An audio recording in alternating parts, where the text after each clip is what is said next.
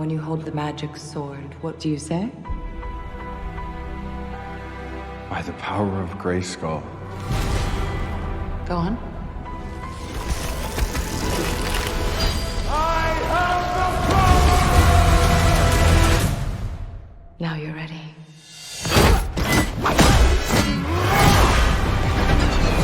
It seems the prodigal prince has returned. I am a devil, but I mean to be a god.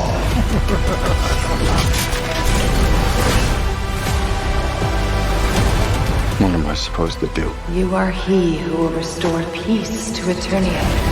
Skeletor took my family, and he destroyed Aloha. our world. Yes, this is Trinidad, the Island Man, your Island Man, coming to you live once again from beautiful Hawaii here on the island of Oahu, bringing you, yes you, the best movie reviews on the entire island of Oahu. And yes, this is Trinidad, the Island Man, your Island Man. And let's see here, opening day,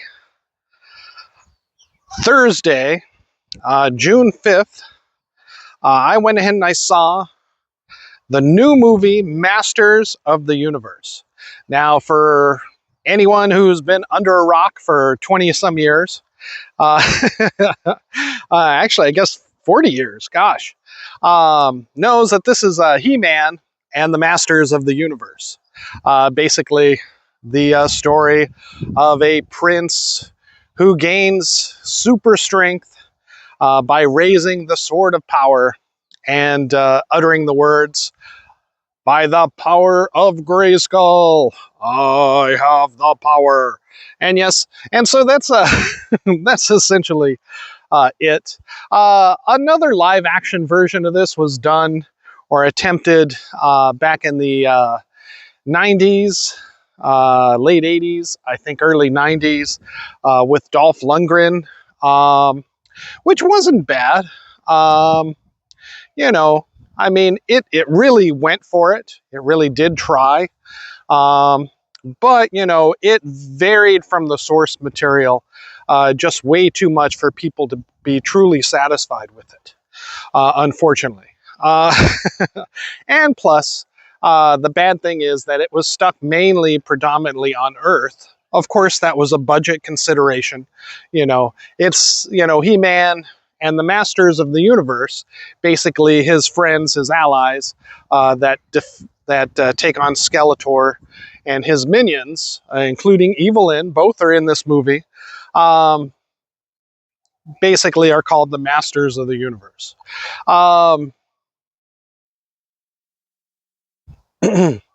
Basically, it takes place on a world called Eternia, which is a medieval-like style, but with futuristic weapons and technology, far advanced than that of Earth, even though they still use and dress as, you know, what would be like knights in Victorian England, almost. But I digress. Remember our rating scale, Shaka Thumbs Up. It's good to see, I recommend it. Shaka Thumbs Down, it's junk. I don't recommend it. And for Masters of the Universe, it should be called He-Man Masters in the Universe, like the cartoon was back in the 80s. It is overall a Shaka Thumbs Up. Now, I give this a weak Shaka Thumbs Up. It unfortunately, I don't know what the studio was thinking, Mattel, having already had the experience of the first movie with Dolf Lungrin, and the negative comments about, oh, they spent too much time on Earth, you know, we wanted to see more of Eternia. This movie, you know, kind of falls into the same tropes as that one, essentially. You know, it starts off, Prince Adam is sent to Earth to escape Skeletor, who has basically overthrown his father, the king, and his mother, the princess, or the queen, who is from Earth originally. There's a whole story of that in the whole episode in the cartoon about it. They didn't really touch on it here, other than she mentioned that she is from Earth, and thus sends a young Prince Adam to Earth to escape Skeletor and his forces with the Sword of Power, so that Skeletor doesn't get it. Because, you know, with that sword, as in the cartoon, Skeletor would have been able to unlock all the secrets and the powers, the mystical powers of Castle Grayskull, which is where the sorceress protects it. Yet, you know, basically the version of Merlin in this. And with King Arthur, I guess, you know, kind of a young King Arthur being He-Man or Prince Adam. One of the same. So again, you know, 20 minutes of this movie is spent on Earth with Adam trying to live a normal life, always seeking a way back to his home world, Eternia, where he can, you know, basically rescue his friends, etc., and his family, and stop Skeletor. Unfortunately, he doesn't really, you know, as proactive as that might sound, they clumsily make him very inept, as he is unable, even when finding the sword again after that he had lost it as a child on Earth. We never see him being raised on Earth, you know, be it through some adoptionary agency or foster parents, which I'm very glad that we didn't, but it does bring up a lot of mysteries of, you know, how well suited this kid really is, although he finds this stupid job in the human resources, apparently, being some type of conflict resolutionist, I guess, in the workplace, which they attempt to bring back into play later on with the results that you expect. No results at all. And it's mainly played for laughs. This movie's major flaws is that it starts off on Earth. You get too much of Earth, even though it is far shorter than the Dolf Lungrin version. Whereas we want to see more of Eternia. That finally comes into play during the half and the 3/4 of the movie. The last half and the last bit of the movie. You know, the parts on Earth are tedious, to say the least. You know, Mattel probably thought they were trying to do some very funny things, obviously trying to match the comedy and wit of Barbie, bringing it just as she was in the real world, and have He-Man, or Prince Adam at this time, be in the real world, which unfortunately really doesn't work. So as soon as they get back to Eternia, the plot, the movie really picks up and starts to gain a little bit of speed. So that's mainly why it's the weak Shaka Thumbs Up. The costumes are pretty spot on and accurate. I do disagree with the fact that Evil Lynn and Tela, if you've known the cartoons, they're known for wearing skirts or very skimpy outfits. Here, they are skin tight, however, they are not skirts. They are full pants. Until, spoiler, the very end, Tela gets into her more costume, cartoon-appropriate attire, fortunately. But that's far too late to see any of that. But again, you know, this budget was $200 million for this movie. And, you know, costuming is great. The spectacle is great. You feel like you're on another world with Eternia. So the special effects are fine. Some of the CGI with, like, Cringer, his pet tiger, talking tiger, is a little iffy at best. And you do get a, spoiler, a shot of Orko at the very, very end.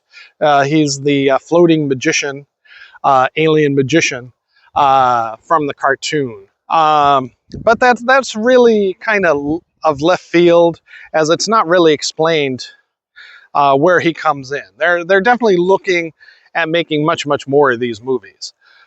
Along with, you know, I'll give you the teaser at the end as well. But first, The strength of this movie comes from Jared Leto's performance. He's no,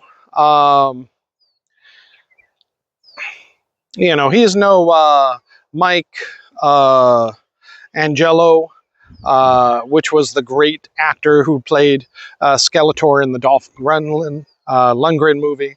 But he does pretty good. Although I must admit that it does sound like he is making an impression of Tim Curry all through this movie playing Skeletor. However, it works. It really does. And I could have seen Tim Curry do this role if he was younger. That would have been amazing. Also, Alison Brie as Evil Lynn, another standout character. She's a little bit more comedic in this than in the cartoon. But, see, now that's weird to say that the cartoon was far more serious, even though it was aimed at children, than this movie, which is another problem with this movie, another of the weaknesses. But there is a lot to like with this movie. The costuming, the characters, the menagerie of He-Man's friends, the villain, Skeletor, are all done right, even if He-Man himself is portrayed as, far more goofy than even Prince Adam in the cartoon was. Because there he was only acting to be the goofball, kind of Clark Kent to, Superman, his secret identity. Here, he doesn't have a secret identity. He becomes He-Man for the very first time in this movie. So there's no mystery there, and everyone sees it. They try to play it off at the end to get more cartoon accurate. But, even that, they're pretty much laughing at themselves in this movie doing that. So again, the strong parts of this movie are the villains. Jared Leto. A lot of people have dismissed his performance in this, but he does a really good job, I feel. And again, Alison Brie. And, Idris Elba, they make kind of cartoony, kind of a drunk-ish character, kind of, a trope that you've seen from the 80s, the broken down soldier who's out of place now, that must, get his confidence back thanks to a pep talk from the prince, and become the man that he used to be again. So, so again, thus, Adam's counseling skills come into play throughout this movie, which is, I guess they're calling back to the first part of the movie where he's on Earth and that counselor for conflict resolution in the movie. He also tries to counsel Skeletor to no avail, for a comedic effect, of course, but as you would know, it doesn't work. All right, so again, overall, a weak Shaka Thumbs Up for Masters in the Universe. It will probably be number 2 at the box office this week, as Scary Movie, yes, part 6, is out and is a far, far better movie. My review will be forthcoming. All right, mahalo and aloha.